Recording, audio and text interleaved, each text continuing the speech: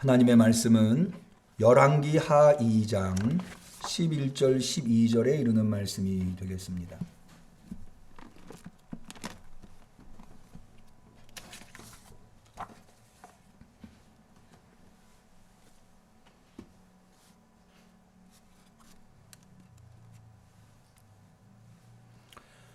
주연절 후 6번째 주일, 특별히 변모 주일에 하나님께서 사랑하는 우리 응암교회 성도님들에게 주신 소중한 하나님의 말씀, 열왕기하 2장 11절 12절 성경 구약 성경 562페이지. 우리 하나님의 말씀을 정성껏 우리의 마음속에 새기는 의미에서 우리 다 같이 한 목소리로 하나님의 말씀을 받들어 읽도록 하겠습니다. 두 사람이 행하며 말하더니 호련히 불수레와 불말들이 두 사람을 격하고 엘리야가 회리바람을 타고 승천하더라. 엘리사가 보고 소리 지르되 내 아버지여 내 아버지여 이스라엘의 병거와 그 마병이여 하더니 다시 보이지 아니하는지라. 아멘. 오늘은 변모주일입니다. 변모주일은 예수님께서 베드로, 야고보, 요한을 데리고 산에 오르셨을 때에 영광된 모습, 빛된 모습. 성경에는 예수님의 옷이 빨래하는 자가 그보다 더 희게 할 수 없을 정도로 희어졌다라고 하는 표현으로 되어 있지만, 그래야지 빛을 나타내셨다는 의미거든요. 이것이 가지고 있는 의미가 뭐냐면 예수님이 하나님이 임명하신 이 세상의 주님 되신다고 하는 것, 메시아 된다고 하는 것, 그리스도 된다고 하는 것을 천하에 나타내신 사건. 이것이 바로 변화산, 마가복음 9장에 나오는 변화산 사건이 갖는 의미입니다. 우리가 잘 알죠. 이 이야기를. 베드로가 이 영광된 예수님의 모습을 보고는 초막 셋을 여기다 짚고 싶다라고 했었던 고백은 유명한 고백이지요. 이렇게 예수님의 영광된 변화된 모습, 예수님이 주님이시라고 하는 모습을 하나님이 보여주시고 난 다음에 제자들에게 직접 이렇게 말씀하십니다. 마가복음 9장 7절에 보면 내 사랑하는 아들이니 너희는 저의 말을 들으라.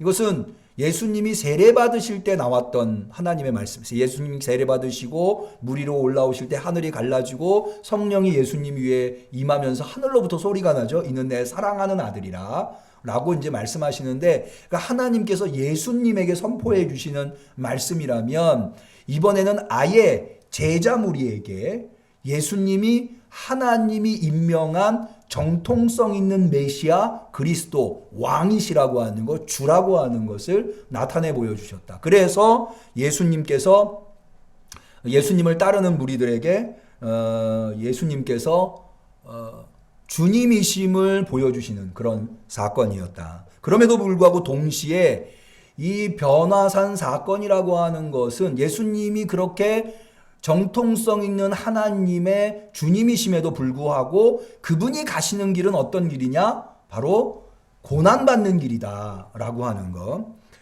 그래서 예수님께서 제자들과 함께 하산을 하실 때 지금 방금 본 그 영광된 모습, 그 모습을 본 제자들에게 인자가 죽은 자 가운데서 살아날 때까지는 본 것을 아무에게도 이르지 말라, 이렇게 말씀하시는 것을 볼 수가 있습니다.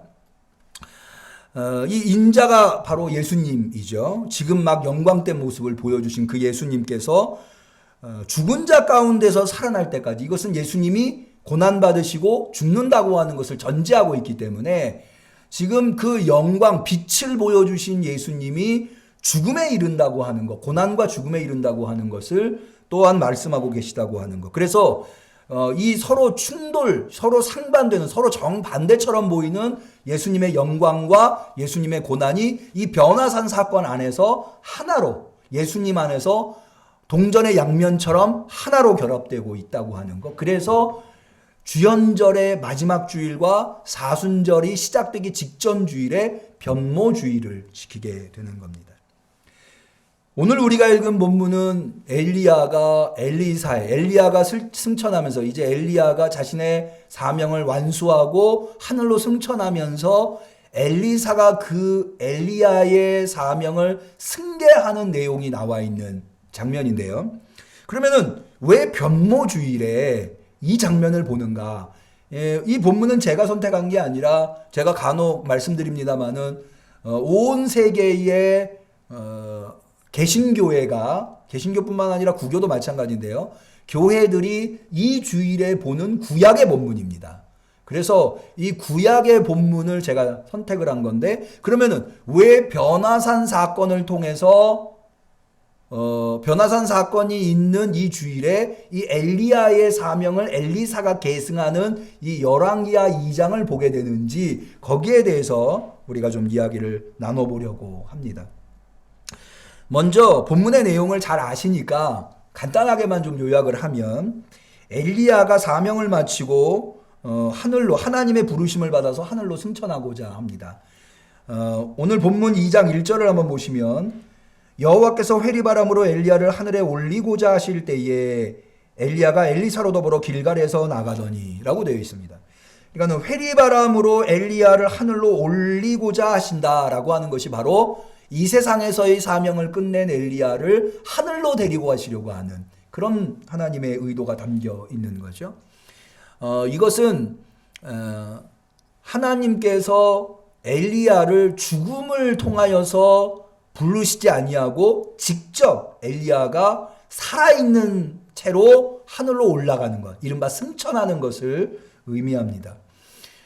바로 이 이야기 때문에, 이 사건 때문에 신약의 예수님 시대에 오면 엘리야가 죽음을 보지 않고 하늘로 올라갔기 때문에 그 엘리야가 메시아가 오기 전에 메시아의 길을 예비하고자 엘리야가 먼저 온다라고 하는 전통이 생겨난 거예요.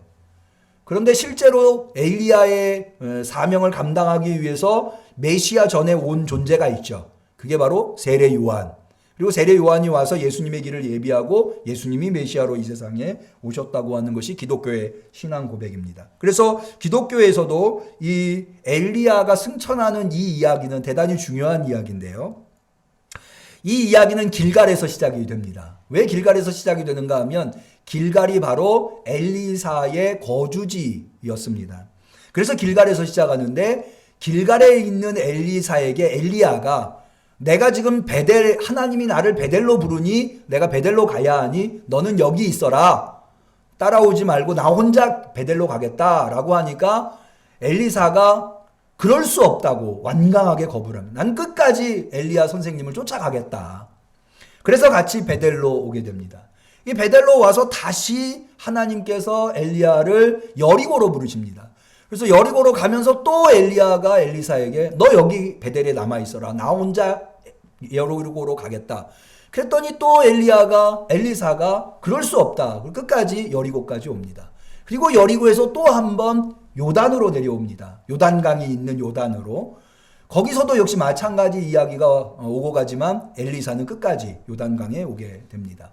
그리고는 요단강에서 엘리야가 옷을 벗어서 그걸 말아가지고 요단강을 쳤더니 요단강이 둘로 갈라져서 엘리야와 엘리사가 거기를 육지처럼 건너고 요단강 건너편에서 엘리야가 하늘로 승천하는 것을 엘리사가 보게 됩니다.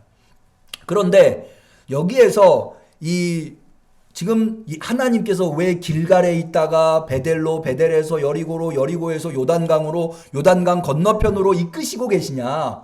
처음부터 요단강 건너편으로 오라고 하면 됐지. 이게 사실은 의미가 있어요. 이게 결론만 말씀드리자면, 간단하게만 말씀드리자면, 이스라엘이 가나안 땅으로 들어올 때의 경로가 바로 이 경로예요. 요단강이 갈라지고 제일 처음에 가나안 땅에 들어올 때 여리고성에 들어오게 되죠. 그 다음에 베델로 올라가고 그 다음에 길갈로 가게 되는 이 경로를 지금 되짚어 가고 있는 것이다. 그래서 지금 엘리야와 엘리사가 이스라엘의 역사를 반추하고 있는 것이다 라고 할 수가 있어요. 여기에 대한 의미는 오늘 설교의 주제가 아니기 때문에 다음에 기회가 있으면 한 번 더 이야기를 나누고요. 어쨌든 이런 사건이 일어난 것을 통해서 우리가 예수님과 제자들과의 관계와 엘리야와 엘리사의 관계가 어떠하길래, 이 두 이야기가 어떠한 관련성이 있길래 오늘 우리가 예수님이 변화산 사건, 예수님의 사명을, 예수님이 주님이시면서 동시에 고난의 길을 가셔야 한다고 하는 이 사명을 제자들이 듣는 이 상황 속에서 이 엘리야와 엘리사 사건이 어떻게 우리에게 교훈을 주는가 라고 하는 것을 잠시 생각해 보고자 하는 겁니다. 먼저 예수님과 제자들과의 관계와 엘리야와 엘리사와의 이야기 속에서 우리가 여러 가지 공통점을 발견해 볼 수가 있습니다. 그 첫 번째는 뭐냐면 바로 예수님의 가신 길, 예수님의 사명의 길을 제자들이 동일하게 간다고 하는 것입니다. 예수님은 이 변화산 사건 직전에 베드로가 예수님한테 가이사랴 빌립보에서 그리스도 고백을 했을 때 제자들한테 이렇게 말씀하십니다. 마가복음 8장 34절에 보면 무리와 제자들을 불러 이르시되 아무든지 나를 따라오려거든 자기를 부인하고 자기 십자가를 지고 나를 쫓을 것이니라 라고 해서 끝까지 예수님의 십자가까지 예수님을 따르기 위해서는 자기를 부인하고 자기 십자가를 지고 예수님을 쫓아야 된다 라고 하는 것. 이것은 마치 엘리사가 엘리야를 내가 끝까지 엘리야를 떠나지 않겠다. 그래서 마지막에는요. 엘리야가 자기 옷을 벗어서 요단강을 쳤을 때 요단강이 둘로 갈라져서 같이 건너지 않았습니까? 그리고 난 다음에 엘리야가 하늘로 올라갈 때에 엘리사가 자기 옷을 찢습니다. 찢어버리고 엘리야가 벗어둔 옷을 취해서 요단강을 때려서 요단강이 다시 갈라져서 다시 여리고로 넘어오게 되는, 그래서 엘리야의 이 사명을 엘리사가 그대로 받게끔 되는 이야기를 볼 수가 있는데요. 그런 측면에서 이 두 이야기는 매우 유사성이 있다라고 하는 겁니다.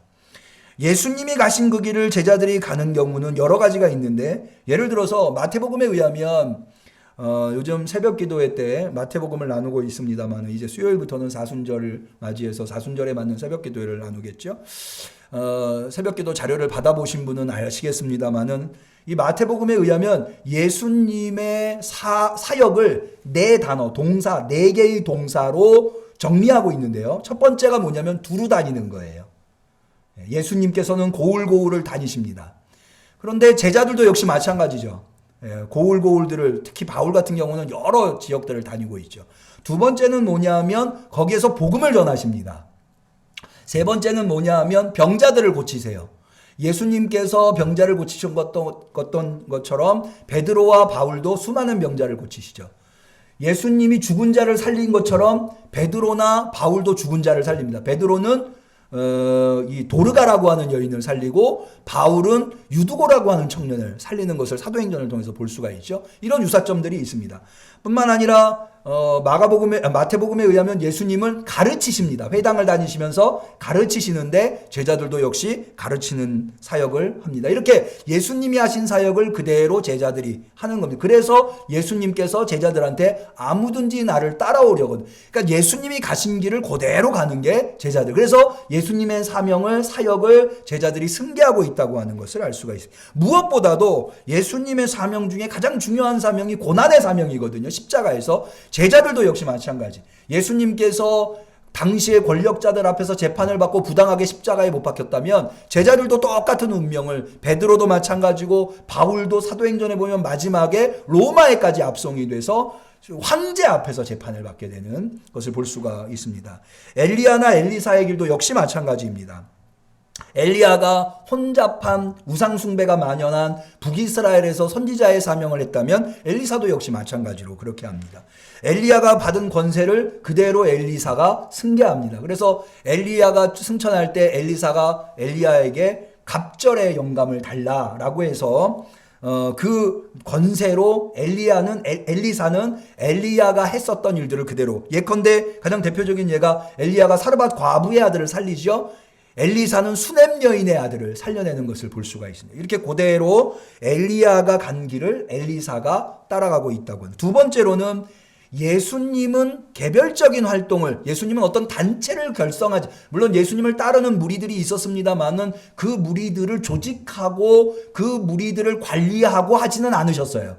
그래서 예수님은 어떻게 보면 독자적으로 활동을 하셨다고 한다면 제자들은 승계를 했지만 교회라고 하는 시스템을 만들어서 그 안에서 그 구성원들을 조직하고 관리했다고 하는 것. 그걸 통해서. 그런데 엘리야, 엘리사도 마찬가지. 엘리야는 주로 홀로 활동을 했습니다. 예컨대 갈멜산에서 바알 선지자, 아세라 선지자 450명과 대결을 했을 때도 엘리야 혼자 그 대결을 감당하는 것을 볼 수가 있죠. 그런데 엘리사는 그렇지 않습니다. 엘리사는 공동체, 선지자 생도 공동체가 있었습니다. 오늘 본문에 보면 3절을 한번 볼까요? 베델에 왔는데 베델에 뭐가 있었느냐? 베델에 있는 선지자의 생도들이 엘리사에게 나와 이르되 라고 해서 여기에 생도 공동체, 요즘으로 얘기하면 신학대학이 있었다고 하는, 목회자를 양성하는, 선지자를 양성하는. 그래서 제가 서울신대 들어갔을 때 거기를 뭐라고 해요? 선지동산이라고 해요. 선지동산. 제가 맨 처음엔 선지동산이 뭔가, 선지자를, 시대의 선지자를 키워내는 산 위에 있으니까 동산이다. 그런 의미로 얘기를 하더라고요. 베델에만 이 공동체가 있었던 게 아닙니다. 5절을 볼까요? 여리고에도 있습니다. 여리고에 있는 선지자의 생도들이라고 해서 거기에도 역시 엘리사를 따르는 생도 공동체가 있었다고 하는 것을 알 수가 있습니다. 이런 측면에서 유사점을 발견해 볼 수 있고요. 또 세 번째로는 예수님께서 제자들한테 사명을 승계할 때에 그 사명을 제자들이 감당할 수 있도록 주신 게 있어요. 그게 뭐냐면 성령입니다. 우리가 잘 알고 있는 대로 사도행전 1장 8절에 오직 성령이 너희에게 임하시면 너희가 권능을 받고 예루살렘과 유대와 사마리아 땅끝까지 이르러 내 증인이 된다. 라고 해서 성령을 주심으로 말미암아 그 사명을 감당하게 하시죠. 오늘 우리가 읽은 본문에도 엘리야의 사명을 엘리사가 이어받으면서 엘리사가 갑절에 영감을 받게 되는데요. 이 갑절의 영감이라고 우리나라 말로는 번역이 되어 있습니다만은 이게 원어로는 루아의 바람입니다. 영, 이런 의미. 그러니까 성령을 의미하는, 갑절의 성령을. 사실은 여기 이제 갑절이라고 하는 것이 엘리야가 가지고 있는 영감, 성령의 능력의 2배를 달라는 의미가 아니라 이것은 장자, 엘리야의 장자의 권한을 달라라고 하는 거예요. 이게 뭐냐면 고대 유대인들에 의하면 다른 형제들보다, 다른 자녀들에 비해서 장자는 2배, 그러니까는 차남이랄지 다른 형제들이 하나를 받았다면, 아버지의 재산에 1을 받았다면 장남은 2배를 받는 그런 전통이 있었거든요. 그러니까 여기 갑절의 영감을 달라고 한다는 것은 내가 엘리야의 정통성 있는 계승자로 삼아달라라고 하는 의미고, 그것이 이루어졌다고 하는 것을 어떻게 알 수 있는가 하면 엘리야가 벗어놓은 옷, 그러니까 그 옷으로 요단강을 가르지 않았습니까? 그런데 요단강을 건넌 다음에 엘리사가 자기 옷을 찢고 엘리야가 입었던 옷을 취해서 요단강을 쳤더니 요단강이 갈라졌다라고 하는 것. 이것은 엘리야의 영감을 그대로 엘리사가 이어받았다고 하는 것을 표현하고 있는 것이라 하겠습니다. 마지막 네 번째로 예수님께서 승천하시는 장면에 제자들이 예수님의 승천을 보게 됩니다. 사도행전 1장 9절에 보면 이 말씀을 마치시고 저희 보는 데서, 제자들이 보는 데서 올리워 가시니 구름이 저를 가리워 보이지 않게 하더라. 그래서 승천 장면을 제자들이 그대로 보는 거죠. 근데 엘리야의 승천 장면을 엘리사가 또한 목격합니다. 열왕기하 2장 11절, 오늘 우리가 읽은 본문이죠. 두 사람이 행하여 말하더니 호련히 불수레와 불말들이 두 사람을 격하고 엘리야가 회리바람을 타고 승천하더라. 다시 말해서 엘리야와 엘리사가 같이 있는 자리에서 엘리야가 하늘로 승천했다고 하는 것을 우리가 이 본문을 통해서 알 수가 있습니다. 그러면 예수님의 제자들이 예수님의 사명을 승계한 승계자라고 하는 것과 엘리야의 사명을 엘리사가 승계했다고 하는 것이 오늘 우리에게 어떤 의미이기에 그것이 주는 교훈이 무엇인가 라고 하는 것, 이것이 굉장히 중요해요. 우리와 상관없다면 우리가 엘리사는 아니잖아요. 우리가 예수님의 12제자는 아니잖아요. 우리가 이 본문을 통해서 얻어야 할 교훈이 무엇이냐, 왜 우리는 이것을 통해서 교훈을 얻어야 하느냐.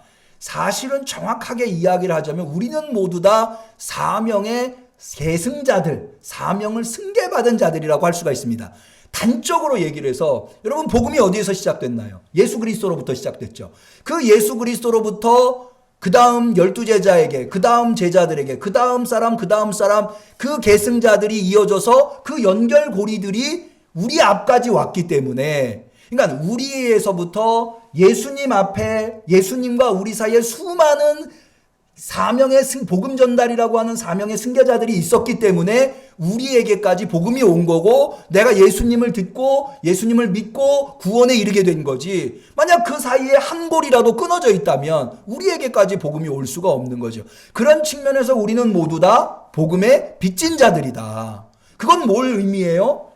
우리에게도 역시 복음을 잘 승계받아서 다음 세대에게, 다음 사람에게 복음을 전달해야 되는 사명자들이라고 하는 것을 의미하기 때문입니다. 그래서 오늘 엘리사, 엘리야의 이야기를 통해서 우리는 우리가 승계받은 복음에 대해서 어떤 태도를 취하고 어떤 각오를 가져야 하는가라고 하는 교훈을 얻어보려고 하는 것입니다. 저는 사실은요, 좀 안타까운 것이 요즘 왜 출산율 때문에 많이들 염려하시잖아요. 젊은 사람들이 아이를 갖지 않는다. 지금 젊은 사람들이 이런 얘기하면 싫어할지 모르겠습니다만은 저는 결혼하고 출산하고 그러니까 아이를 갖고 하는 것이 내 앞서 있는 이들의 어떤 이 생명의 전달. 만약에 내 앞에 있는 부모님과 조상님들 중에 단 한 분이라도 난 결혼하지 않겠다. 나는 아이를 낳지 않겠다라고 했다면 내가 태어날 수 있을까요?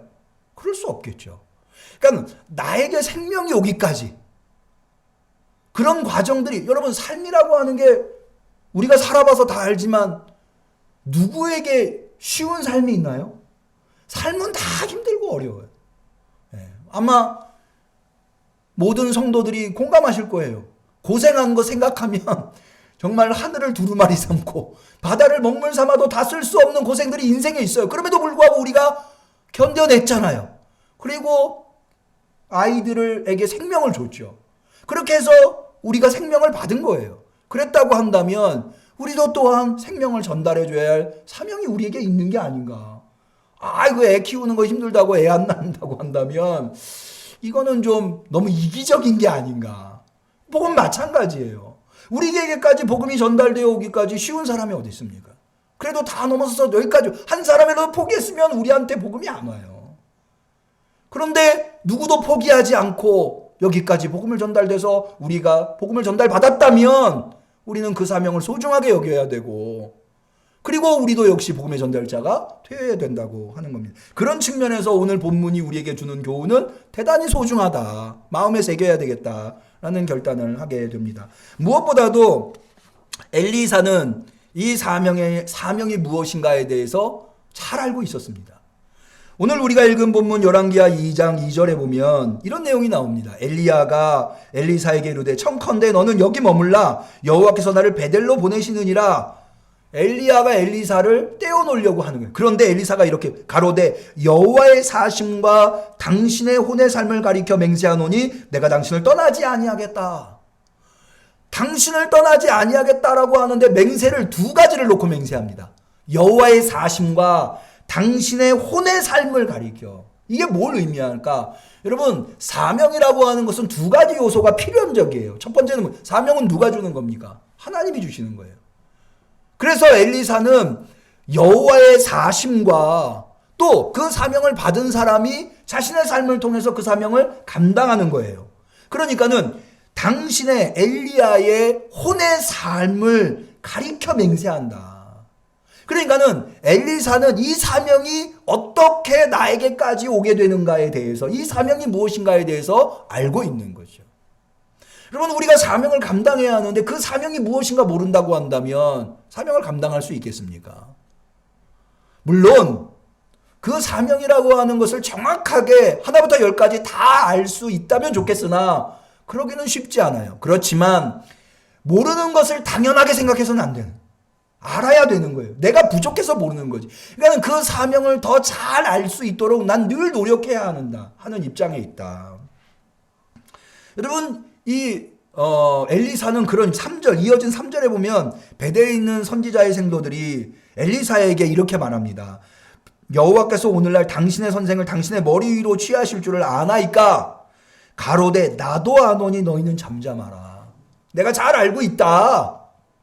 그러니까 엘리사는 엘리야가 어떤 인물이고 어떤 일들을 감당하고 지금 어떻게 하려고 하는지를 다 알고 있는 거죠. 우리 응암교회 성도님들이 감당해야 할 사명이 무엇인가 늘 더 깊이 깨달아 가실 수 있기를 축원합니다. 두 번째로는 엘리사는 엘리야 전임자에 대해서 무한한 존경심을 가지고 있었습니다.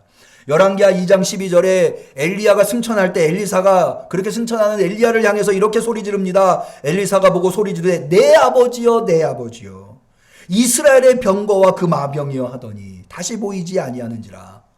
엘리야를 향해서 내 아버지여 내 아버지여. 이것은 무엇을 의미하냐면 여러분 고대에서는요 아버지의 길을 아들이 그대로 갑니다. 그것은 아들의 사명이에요. 오늘날은 직업이 다양화되어 있어서 아버지의 직업과 아들의 직업이 다를 수 있지만 고대에서는 대부분이 다 아버지의 직업을 아들이 이어받은 거예요. 아버지의 간 길을 아들이 그대로 간 거예요. 여기 지금 엘리사는 엘리야의 간 길을 가겠다고 하는 거예요. 뿐만 아니라 엘리야를 향해서 이스라엘의 병거와 그 마병이요 라고 하는 것은 엘리야가 이스라엘의 최고의 무기였다. 군사력이었다. 당시에 가장 막강한 군사력이 병거와 마병이었거든요. 그러니까는 이스라엘이 외적으로 수많은 외적으로부터 구원받을 수 있었던 것은 생존할 수 있었던 것은 엘리야가 있었기 때문이다. 엘리사는 그렇게 엘리야에 대해서 무한한 존경심을 가지고 있었던. 여러분 한번 그런 거 생각해 보셨어요? 나한테 복음이 오기까지 내 앞에 있는 사람들이 얼마나 수많은 고통과 고난 속에서 나에게 복음을 전달해 줬는지. 그들에 대한 감사, 그들에 대한 고마움. 사실 우리 이런 거 잘 생각하지 못하고 살아요. 그런데 그런 것들을 생각할 수 있어야 내가 복음의 사명자로 살아갈 수 있는 거예요. 내가 전달해 준 그 사명이 얼마나, 내게 전달해 준 그것이 얼마나 소중한가, 그걸 깨달을 수 있을 때 나 또한 내 다음 세대에게, 내 다음 사람에게 그 복음을 전달해 줄 수 있는 거. 실제로 엘리사는요, 엘리사가 죽을 때 이 북이스라엘의 왕이 엘리사를 향하여서 이스라엘의 병거여 마병이라고 고백하는 것을 볼 수가 있어요. 자기의 전임자에 대한, 복음을 전하는 자에 대한 존경심이 있었기 때문에 자기도 역시, 그러니까 멘토에 대한 존경심이 있었기 때문에 자기도 존경받는 멘토가 될 수 있었던 거예요. 우리가 이런 것들을 소중히 여겨야 되겠습니다. 세 번째로는 엘리사는 앞서 이미 말씀드렸습니다마는 사명을 대단히 소중히 여겼어요. 본문에 잘 나와 있습니다마는 엘리사는 엘리야가 따라오지 말라고 3번이나 말합니다. 그러나 2절, 4절, 6절에 엘리사는 거듭거듭, 엘리사가 평생 엘리야를 섬기면서 엘리야 선생님의 말씀을 거역한 적이 없지만 이 순간만큼은 내가 절대로 당신을 떠나지 않겠다. 내가 함께 하겠다. 그런 측면에서 보면 예수님의 12제자보다 엘리사가 나은 셈이에요. 예수님 십자가 앞에서 예수님의 12제자는 다 흩어져 버렸잖아요. 근데 엘리사는 끝까지 자리를 지키는 거예요. 뿐만 아니라 앞서 말씀드렸습니다마는 엘리야가 옷을 벗어서 요단강을 갈랐던 그 옷, 자기 옷을 찢고, 그러니까는 나는 이제 엘리사로 살아가는 게 아니라 엘리야로 살아가겠다 라고 하는 각오로 그 옷을 입었다고 하는 거죠. 이것은 어떠한 고난도 극복하겠다고 하는, 여러분 엘리야의 삶을 곁에서 지켜본 엘리사가 얼마나 수많은 고난과 역경 속에서 그 사명을 감당했는지 누구보다도 잘 아는 사람. 근데 그것을 자기가 입겠다는 거예요. 그 길을 가겠다고 하는 거죠.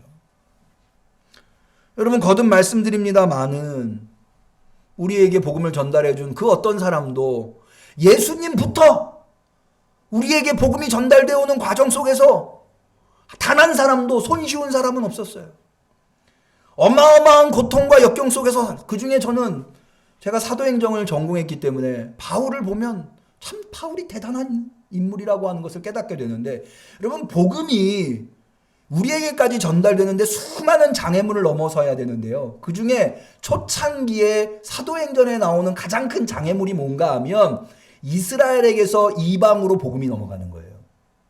이거는 대단히 어려운 문제가 여기 있었어요. 그게 뭐냐 하면, 여러분 교회 공동체는 먼저 실패한 이스라엘이라고는 하나님의 공동체에 실패해서 태어난 공동체예요. 그러면 유대인들이 이스라엘이 왜 하나님의 백성으로서 실패했느냐? 마태복음에 보면 그게 거듭거듭 나오는데 그게 뭐냐면 하나님의 백성은 거룩해야 하거든요.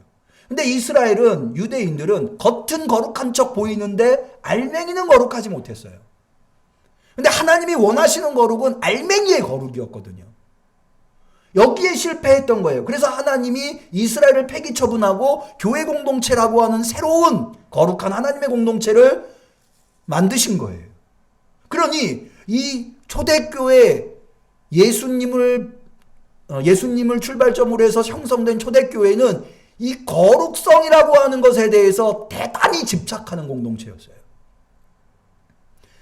이스라엘 공동체, 유대 공동체보다도 더 거룩해야지 우리가 실패하지 않는다. 우리는 버림받지 않는다. 과거의 잘못을 반복하지 않는다. 그런데 이방인들은 존재 자체가 부정한 사람들이었어요. 그러니까는 이 이방인들을 어떻게 이 거룩한 교회 공동체 안에 일원으로 받아들일 것이냐라고 하는 문제는 대단히 첨예한 문제였던 거죠. 근데 우리가 주로 바울의 편지나 바울 입장에 있는 글들을 봐서 그렇지 바울의 반대편에 좀 서서 생각을 해본다면 왜 바울을 그토록 바울의 반대자들이 맹렬히 비난했는가를 어느 정도는 이해할 수 있어요. 그들의 입장에서는 바울은 예를 들어서 예수님도 유대인이었고 예수님의 12제자 다 유대인이었어요. 복음이 어디에서 시작됐습니까? 예루살렘에서 시작됐어요. 그러니까 율법을 지키고 할례를 지키는 것은 큰 문제가 아니었어요. 그들은 더 철저하게 율법을 지키고 할례를 지키려고 했었어요. 그런데 이방인에게 복음을 전한 바울이라고 하는 인물이 등장하면서 율법과 할례가 무가치한 것이 되어버리는 것처럼 그거 안 지켜도 된다. 예수님만 잘 믿으면 된다라고 하니까 그들 입장에서 보면 이건 마치 교회 공동체, 복음을 변질시켜서 교회 공동체를 타락하게 만드는 것처럼 보였던 거예요. 더럽게 이거는 제2의 이스라엘이 되어버리는, 그래서 제2의 실패를 만들어버리는 것처럼 보였던 거죠. 그래서 이 사람들은 그렇게 치밀하고 철저하게 바울을 쫓아다니면서 바울이 세운 교회한테 예수님 믿는 것만으로 안 된다. 너희들이 예수 믿었다면 정말로 거룩해져야 되는데 그러려면 할례 받고 율법 지켜야 된다라고 했던 거예요. 바울이 얼마나 맹비난을 받았는지 우리는 바울 서신을 통해서 알 수가 있어요. 막 네가 사도냐. 그러니까 사실 바울이 넘어서야 할 고난 중에 이 유대인들이나 이방인들이 박해하는 거는 큰 문제가 아니었어요. 사실은 바울을 너무너무 아프게 하고 바울을 너무너무 괴롭혔던 거는 같이 예수 믿고 같이 교회 공동체 안에서 심지어 바울이 직접 세운 고린도 교회에서는요, 바울이 갔다가 쫓겨나요. 그때마다 바울이 어떤 생각이 들었겠어요? 아유, 내가 무슨 영화와 부귀를 보겠다고. 내가 이 짓을 계속해야 되나. 아마 1000번이고 10,000번이고 복음을 전하는 일을 포기하고 싶은 마음이 들지 않았겠어요? 여러분, 우리가 바울의 입장이 아니더라도 복음을 전하다 보면 얼마나 어렵고 힘들다. 한 사람을 복음으로 이끈다고 하는 게 얼마나 힘들고 어려운지 우리가 잘 알잖아요. 그런데 우리 앞에 있는 바울뿐만 아니라 우리 앞에 있는 모든 복음 전달자들이 포기하지 않았던 거예요.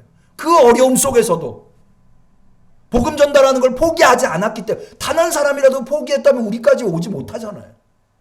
우리에게까지 온 거예요. 고난이 있는 거 뻔히 알면서, 어려움이 있는 거 뻔히 알면서. 그러니까 우리는 모두 다 복음의 빚진 자들이라고 할 수가 있는 거죠. 그러니까는 우리한테는 반드시 이게 있어야 돼요. 고난이 있더라도 내가 사명을 감당해야 돼. 내 끝까지 사명을 감당해야 되겠다라고 하는 각오가, 결단이, 내가 포기하지 않겠다라고 하는 결단이 마치 우리의 삶을, 여러분, 우리 스스로 삶에 어려움이 있다고 중간에 포기하면 되나요? 그렇다면 나한테 생명을 준 부모님한테 그건 못할 짓이죠. 나한테 복음을 준 내 선배들이 나한테 복음을 줬는데 내가 복음을 전하는 사명을 포기해버린다면 난 내 선배들 앞에서 부끄럽기 그지없을 겁니다. 이것을 하나님은 너무나도 잘 알기 때문에 그 사명을 감당하려고 하는 이들에게 하나님은 분명히 권세를 주세요. 예수님도 마찬가지, 엘리사도 그래서 갑절의 권세를 받는 거예요. 뿐만 아니라 여러분, 사명을 받은 사람들은 삶의 가치가 분명히 있습니다. 여러분, 삶의 진정한 가치, 삶을 빛나게 하는 게 뭐예요? 사실은 그게 사명이에요. 사명이 없는 사람은 물 한 잔 마시고 그게 없어져 버리지만, 사명이 있는 사람은 물 한 잔도 사명으로 마시는 거예요. 그러니까 물 한 잔 마시는 것도 가치가 있는 거죠. 여러분, 사명이 있기 때문에 우리는 하나님 앞에 당당하게 뭔가를 구할 수, 하나님 나 건강 주세요. 당당하게. 여러분, 엘리사가 엘리야한테 당당하게 나한테 갑절의 영감을 주세요. 엘리야가 뭐라고 대답하는지 아세요? 너가 어려운 것을 구하는도다. 성령을 달라고 하니까 엘리야가 줄 수가 없다는 거예요. 성령은 엘리야가 줄 수 있는 게 아니잖아요. 그러니까 네가 어려운 것을 구하는도다. 그럼에도 불구하고 하나님이 엘리사에게 갑절의 영감을 주세요. 여러분, 12제자 실패한 사람들이에요. 그럼에도 불구하고 하나님은 그들에게 성령을 주세요. 왜? 그들에게 사명을 줬으니까. 그들은 하나님 앞에 성령을 구할 권세가, 자격이 있는 거예요. 우리가 하나님 앞에 물질을 구하는데 하나님 나 잘되게 해주세요. 그렇게 물질을 구하는 건 부끄러운 일이에요. 예수님은 십자가에 달렸는데 난 잘 먹고 잘 살겠다고 하는 거는 그 부끄러운 일 아니에요? 그런데 우리는 부끄럽지 않게 하나님한테 물질을 구할 수 있어요. 왜? 하나님 나한테 물질 채워주시면 내가 그걸 사명 감당하겠습니다. 얼마든지 하나님한테 구할 수 있는 거죠. 이게 바로 사명이 가지고 있는 가치예요. 뿐만 아니라 여러분, 사명이 있는 자들은요, 하나님으로부터 끝에 사명을 완수한 자들은 하나님으로부터 상급을 기대할 수 있어요. 예수님께서 말씀하십니다. 마태복음 10장 42절이면 누구든지 제자의 이름으로 이 소자 중 하나에게 냉수 한 그릇이라도 주는 자는 내가 진실로 너희에게 이르노니 그 사람이 결단코 상을 잃어버리지 아니하리라. 저는 여기에서 이상했어요. 아니 왜 예수님의 이름으로 냉수 한 그릇을 주는 게 아니라 제자의 이름으로 냉수 한 그릇을 줄까? 근데 제자가 누구예요?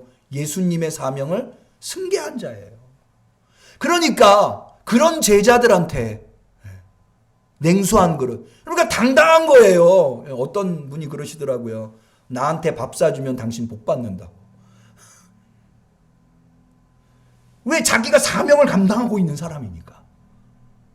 그러니까 제자의 이름으로 냉수 한 그릇만 줘도 상급을 잃어버리지 않는다고 하는데, 예수님의 사명을 감당하고 있는 사람들한테 얼마나 큰 상급이 있겠어요. 그럼 말씀을 좀 정리하려고 합니다. 몇 주 전에 우리 청년들, 제가 이제 올해부터는 청년회를 담당하고 있잖아요. 신입회원 환영회가 있었어요. 그래서 신입회원 환영회를 하면서 이 게임을 한 가지 했는데, 게임이 뭐냐면 고요 속의 외침이에요. 이게 무슨 게임이냐면, 한 사람이 다른 사람한테 단어 하나를 설명하는데 둘 다 아주 시끄러운 음악이 나오는 헤드폰을 머리에다가 쓰고, 그러니까는 앞에 있는 사람한테 설명을 할 때 입모양만 가지고 설명을 해야 되는 거예요. 둘 다 썼으니까 안 들려요, 소리가. 시끄러운 음악이 나오는 헤드폰을 썼으니까. 그런데 우리 청년 중에 아주 얌전한 여자 청년 하나가 이제 이 단어를 상대방한테 설명을 하는 거예요. 그런데 그 여자 청년이 얼마나 얌전하고 목소리도 아주 여성스러운지 평소에는요, 그 여자 청년이 말하는 소리를 잘 못 알아들을 정도예요. 뭐라고? 라고 물어봐야 될 정도. 근데 이 청년이 이 단어 하나를 설명하겠다고 고래고래 소리를 지르면서 상대방한테 설명을 하는 거예요. 단어 4개 설명했는데 목이 쉬었어요. 저는 이 청년이 그렇게 우람한 목소리가 나오는, 왜냐면은 다른 사람들은 이 헤드폰을 안 썼으니까 얼마나 큰 소리로 설명하는지 다 들리잖아요. 저는 그걸 보고 깨달았어요. 단어 하나를 설명해도 저렇게 목이 터져라 외치는데, 우리가 복음을 전하는데 이게 얼마나 가치 있는 일을 하는데, 조금만 어려우면 실망하고 낙심하고 좌절하고 에이 그만둬야 되겠다 해서야 되겠느냐. 이 복음 전하는 일에, 단어 하나를 설명을 하는 일에도 목이 쉬도록 하는데, 여러분, 우리는 모두 다 사명을 예수님으로부터 계승받은 사람들. 이 사명을 잘 감당할 수 있기를 축원합니다. 이 사명이 복된 사명이에요. 복음을 전달하는 일, 누군가에게 복음을 전하는 일, 그리하여서 우리의 삶이 갇혀 있을 뿐만 아니라 힘들고 어려울 때 당당하게 하나님한테 구하는 거예요. 하나님, 나 좀 도와주세요. 하나님, 내게 능력 주세요. 나 건강 주세요. 물질 주세요. 문제 해결해 주세요. 그래야 내가 마음 편히 하나님의 일을 할 거 아닙니까? 당당하게. 엘리사가 엘리야한테 사명도 감당하지 않으면서 하나님한테 뭘 구하려니까 안 되는 거예요. 내가 사명 감당하겠습니다. 실제로 최선을 다해서 사명 감당하고. 그러면 하나님께서 능력 주실 뿐만 아니라 하늘의 상급까지 마련해 주신다고 하는 것. 이 은혜와 축복을 다 받으시기를 주님의 이름으로 간절히 축원합니다. 기도하겠습니다. 하나님 아버지, 오늘 우리에게 귀한 말씀으로 이 사명이 우리에게 얼마나 소중한가, 우리가 이 사명이 얼마나 크게 빚진 자들인가를 깨달아 알게 하시니 감사합니다. 주여, 사명 감당하겠습니다. 우리 성도들 축복해 주세요. 건강 주세요. 물질 주세요. 깨달음 주시고 지혜 주시고 은혜 주세요. 그래서 어느 자리에서든지 사명 잘 감당할 수 있는 사명의 계승자, 사명의 전달자가 되게 해 주옵소서. 예수님의 이름으로 기도 올리옵나이다.